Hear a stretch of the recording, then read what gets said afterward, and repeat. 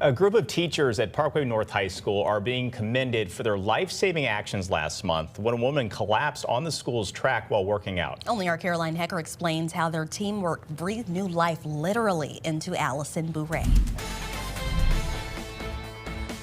Every Tuesday, you'll find Allison Bourret on the track at Parkway North High School.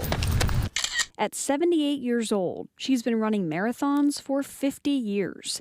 But her training for December's Honolulu Marathon took a terrifying turn last month. I felt myself starting to get dizzy and fall.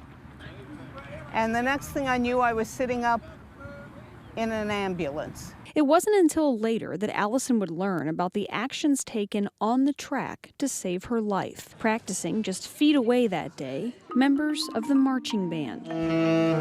Band director Andrew LaRose remembers seeing a flurry of activity across the field. It was just so shocking to see someone. We have, students are really active around here. We see community members. And just to see somebody just laying there. Immediately, LaRose and PE teacher Jody Chambers realized the seriousness of the situation. Allison had no pulse. There was not any breathing going on. And so I went ahead and I said, I'm just going to start compressions. Meanwhile, in the nurse's office, a frantic phone call prompted school nurse Dana Lindenman to grab her emergency kit. And on the way out, one of the school's 6 AEDs as she headed out to the football field. While she was on her way, LaRose and Chambers continued CPR. And finally, it was pretty scary. It was just nothing immediate.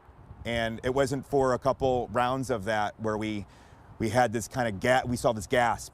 Allison was breathing. If she had had to wait for me to get out there, those seconds would have been, minutes would have been lost, and her outcome definitely might have been poorer. With sirens in the distance, help was about to arrive.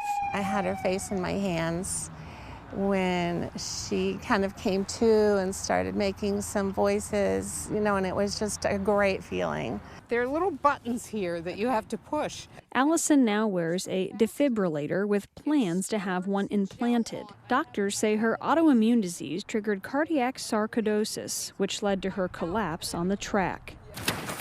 Just a week later, she was already back out training. I think what struck me first was that people didn't hesitate. They felt that they each had the capability of doing something.